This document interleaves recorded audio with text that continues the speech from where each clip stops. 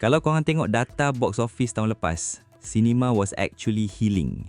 Kita bukan cakap pasal Marvel fatigue atau sequel-sequel yang hamba lagi.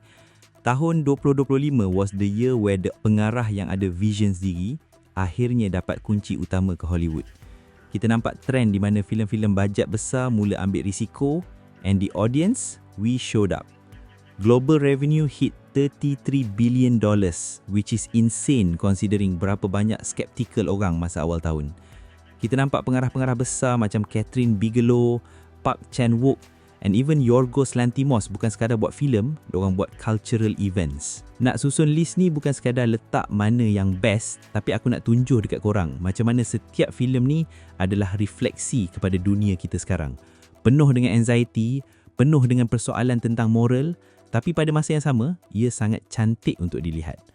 So, tanpa membuang masa, this is my top 10 movies 2025. Please subscribe the channel and like the video. Alright, let's go. Kita mulakan dengan nombor 10, The Monkey. Kalau korang perasan, Osgood Perkins baru je buat kita semua trauma dengan Long Legs tahun lepas. Dia ada satu signature style yang aku panggil stagnant dread, di mana kamera tu tak bergerak tapi korang rasa macam ada sesuatu yang tengah perhatikan korang dari sudut gelap. Dalam The Monkey, Perkins ambil cerita pendek Stephen King yang nampak macam simple pasal sebuah mainan monyet yang bawa maut dan dia tukarkan jadi satu meditasi tentang trauma keluarga yang sangat gelap. Bagi aku, filem ni bukan pasal monyet tu. Monyet tu hanyalah satu vessel. Lakonan Theo James sebagai dua beradik kembar tu sangat haunting. Dia berjaya bawa rasa doom yang sangat pekat. Apa yang aku suka? Perkins tak guna jump scares yang murah. Dia biar suasana tu bernafas. Setiap kali monyet tu tepuk simbal dia, korang bukan rasa takut sebab bunyi tu, tapi sebab korang tahu dunia watak ni akan hancur sikit demi sikit. Ia adalah satu pembukaan tahun yang sangat solid, membuktikan yang horror tak perlukan hantu merangkak untuk jadi berkesan. Next, nombor 9. Filem Zootopia 2. Lepas hampir sedekat, pengarah Byron Howard dan Jared Bush kembali dan dorang tak buat sekadar pengembaraan comel. Dorang buat satu noir thriller dalam bentuk animasi. Apa yang buatkan aku letak filem ni dalam top 10 adalah keberanian dia menyentuh pasal systemic bias. Dalam dunia Zootopia yang nampak utopia ni, sebenarnya ada retakan besar di bawah permukaan, terutamanya di kawasan marshlands. Filem ni adalah peringatan yang animasi bukan sekadar untuk budak-budak. Ia adalah medium yang sangat berkuasa untuk bercerita pasal kebenaran yang pahit tentang cara kita hidup bermasyarakat. Plus, the movie is really fun. Bukan senang aku nak suka Disney animation, so for me, this movie is memang something different. And number 8, A House of Dynamite. It's a Netflix movie. Selalunya Netflix movie yang aku tengok suck saja memanjang, tapi this one is freaking awesome. Catherine Bigelow adalah ratu high stakes tension. Ingat tak The Hurt Locker atau Zero Dark 30? Dia ada kebolehan untuk buatkan satu bilik kecil rasa macam medan perang. Filem ni pasal sebuah misil nuklear yang sedang meluncur ke arah Amerika dan kita berada dalam White House Situation Room selama 90 minit waktu nyata. Aku rasa Idris Elba sebagai presiden memberikan persembahan yang sangat restrained. Dia bukan hero yang menjerit arahan. Dia adalah seorang lelaki yang tahu satu silap langkah, jutaan orang akan mati. Bigelow guna kamera yang sangat dekat, fokus pada peluh, pada mata yang bergetar dan pada bunyi jam yang berdetik. Ia adalah sebuah filem yang sangat visceral. Dia buat aku tanya, dalam dunia yang penuh dengan misinformation dan ego politik, adakah kita sebenarnya selamat? Jawapan yang filem ni bagi sangat menakutkan dan itulah sebab ia sangat hebat.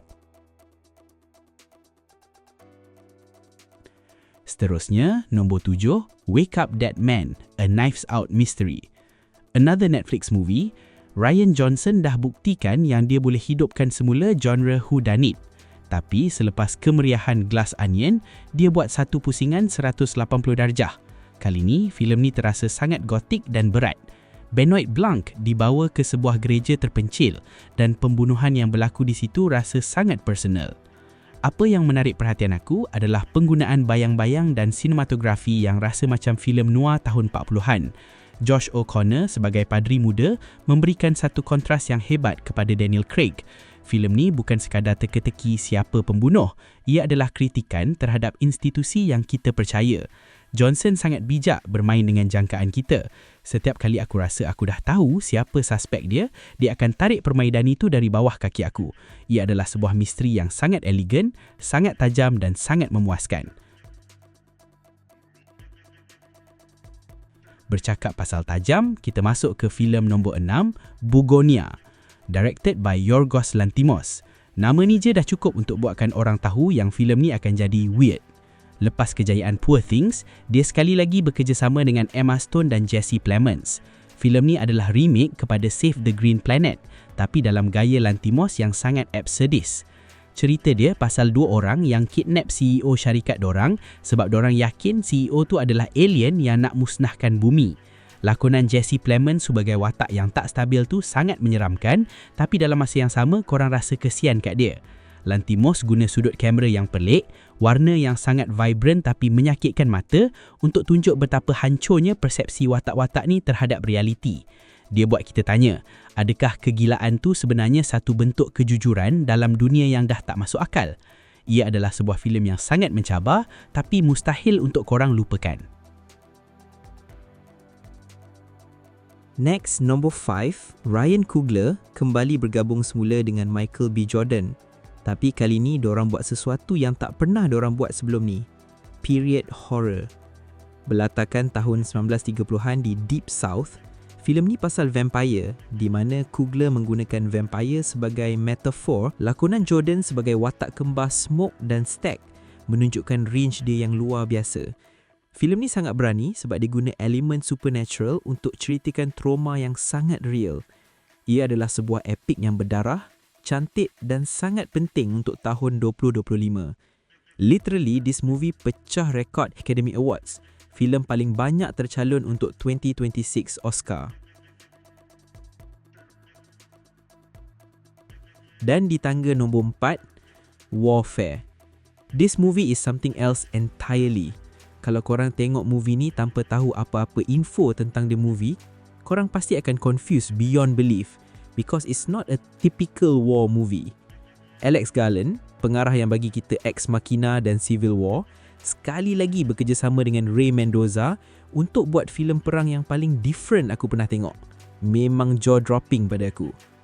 Dia buat satu filem perang yang tak ada lagu, tak ada hero and tak ada glory. Dia cuma forensic reconstruction pasal satu battle di tahun 2006. Diorang tak cuba nak jadikan perang tu nampak cool atau heroic. Diorang nak tunjuk betapa messinya in a real war zone. Cara Garland guna handheld camera buatkan aku rasa macam aku sendiri tengah berlindung di sebalik dinding yang runtuh tu. Ia adalah sebuah filem yang sangat unapologetic. Dia tak minta maaf sebab buat korang rasa tak selesa dan itu adalah kekuatan terbesar dia. Okey, sebelum aku continue untuk top 3 filem 2025, aku ada 3 filem honorable mention. Honorable mention pertama adalah filem berjudul It Was an Accident.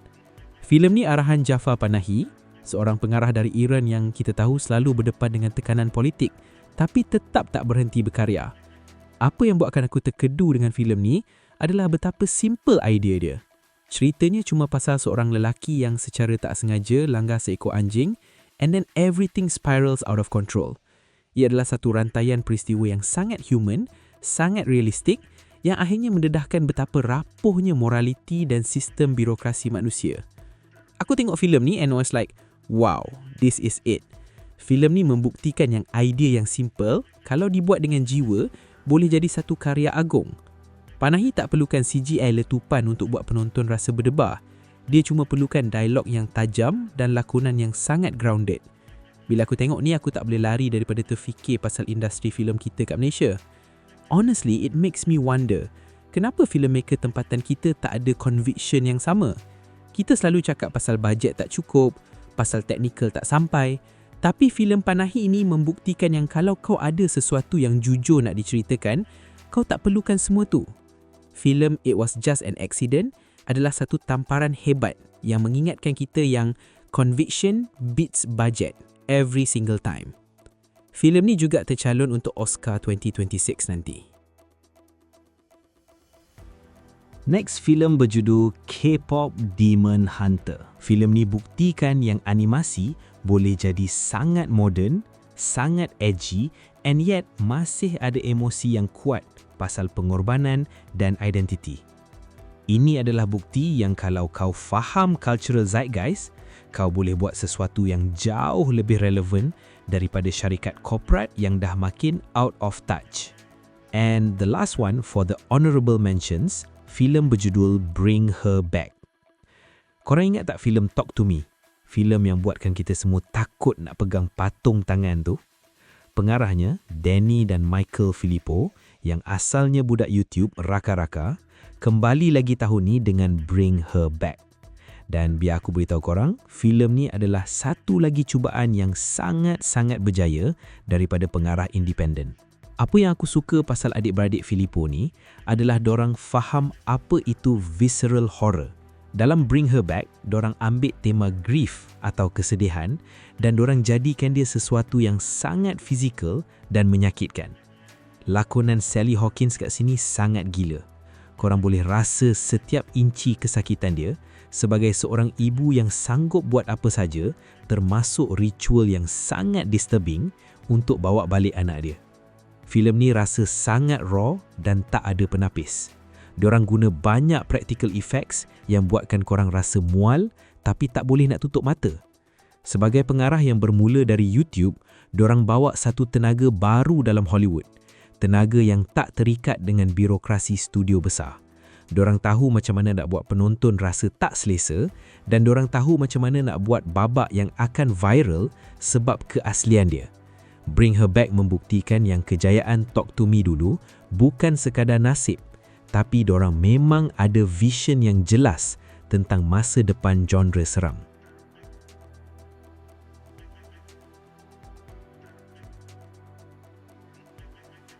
Number 3, Mati Supreme.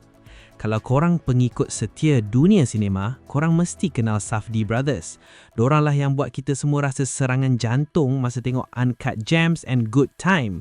Tapi kali ni, Josh Safdie buat projek solo tanpa abang dia Benny. And honestly, dia buktikan yang anxiety-driven cinema dia masih lagi yang terbaik dalam industri ni. Untuk filem ni, dia ambil satu sukan yang nampak remeh dan tukarkan dia jadi satu perlumbaan maut untuk maruah dan identiti. Timothée Chalamet sebagai Mati Supreme adalah satu revelation. Dia bawa watak yang sangat obsesif, sangat anxious, sampai korang boleh rasa setiap denyutan jantung dia. Safdie guna teknik pengambilan yang sangat laju, bunyi bola pingpong yang kena meja tu rasa macam bunyi tembakan pistol. Ia adalah sebuah filem pasal kegilaan manusia untuk jadi yang terbaik sampai dia sanggup korbankan segalanya. Safdie berjaya ambil satu subjek yang nampak remeh dan tukarkan dia jadi satu drama psikologi yang sangat elektrik. Inilah kualiti yang aku suka dalam filem-filem bajet sederhana tapi ada visi yang sangat besar. Di tangga nombor 2, No Other Choice. Pengarah kegemaran ramai Park Chan-wook yang bagi kita Old Boy and Decision to Leave, kali ni dia buat satu satire gelap pasal kapitalism. Cerita pasal seorang lelaki kelas menengah yang kena pecat dan dalam keadaan terdesak nak bagi makan keluarga dia, dia sedar yang dia takkan dapat kerja baru selagi ada orang lain yang lebih layak daripada dia. So, apa dia buat? Dia decide untuk bunuh semua calon lain yang nak apply jawatan yang sama. It sounds crazy, right? Tapi Park Chan-wook buat premis ni rasa sangat logik dalam konteks dunia kapitalism yang kita hidup sekarang. Apa yang aku suka pasal Park Chan-wook adalah precision dia. Setiap frame dalam filem ni nampak macam sebuah lukisan. Dia sangat yakin dengan cara dia bercerita. Dia boleh buat korang gelak pada satu saat dan pada saat seterusnya korang akan rasa mual dengan apa yang watak tu buat. Bagi aku, filem ni adalah satu kritikan pedas terhadap sistem yang buatkan kita semua rasa macam tak ada pilihan melainkan untuk pijak kepala orang lain. Lakonan Lee Byung-hun sebagai lelaki yang perlahan-lahan hilang kemanusiaan dia sangat chilling. Park Chan-wook sekali lagi membuktikan yang dia boleh buat filem yang sangat provokatif tapi tetap sophisticated. Dia tak perlu menjerit untuk sampaikan mesej. Dia cuma perlu tunjukkan kita satu cermin yang sangat jujur tentang siapa kita bila kita rasa terdesak. Dan akhirnya, filem terbaik tahun 2025 bagi aku, F1 The Movie. Aku tahu ramai orang cakap, ni cuma filem racing. Tapi Joseph Kosinski dah buktikan dengan Top Gun Maverick yang dia boleh ambil satu konsep yang klise dan tukarkan jadi sesuatu yang sangat spektakular secara teknikal. Dalam F1, dia bawa kita masuk ke dalam kokpit kereta Lita dengan cara yang tak pernah dibuat sebelum ni. Kenapa aku letak filem ni sebagai nombor 1? Sebab filem ni adalah puncak kepada apa yang kita panggil experiential cinema. Dalam dunia yang sekarang penuh dengan CGI yang nampak fake and malas, Kosinski ambil jalan yang paling susah. Dia shoot semuanya secara real. Diorang letak kamera 6K yang paling ringan dalam kokpit kereta Lita sebenar yang tengah memecut 300 km per jam. Brad Pitt sebagai Sunny Hayes bukan berlakon depan green screen. Dia betul-betul ada dalam kereta tu. Rasa tekanan G-force tu. Korang boleh nampak urat kat leher dia tegang, korang boleh nampak mata dia fokus gila. Dia bukan sekadar filem racing yang nampak cantik. Dia adalah satu pencapaian teknikal yang buatkan korang rasa visceral. Cara kamera tu klip kat sayap depan kereta, cara dia rakam habuk dan asap yang keluar daripada tayar, ia sangat tactile. Korang boleh rasa berat kereta tu, korang boleh rasa setiap turn yang dorang ambil. Tapi yang buatkan aku jatuh cinta dengan filem ni adalah naratif dia. Dia bukan sekadar cerita pasal siapa menang race. Dia cerita pasal beban sebagai seorang legenda yang dah makin tua dan macam mana dia kena pass the torch kepada generasi baru, Damson Idris. Chemistry dorang sangat natural. Message dia simple tapi kena tepat ke hati. Legacy isn't about what you leave behind. It's about what you give back. Pada aku, filem ni adalah satu love letter kepada kelajuan, kepada keberanian manusia dan yang paling penting kepada pengalaman menonton filem di skrin besar. Bila filem ni habis, aku rasa macam aku baru lepas lari marathon. Inilah sebabnya kita perlukan filem macam ni. Kita perlukan pengarah yang berani untuk guna teknologi, bukan untuk buat benda nampak magic, tapi untuk buat benda nampak real. Alright, that is my top 10 movies for 2025. Pada pendapat aku, tahun 2025 dah bagi kita macam-macam. Kita nampak yang penonton dah makin bijak. Kita nak cerita yang ada soul, yang berani ambil risiko dan yang tak takut nak jadi weird.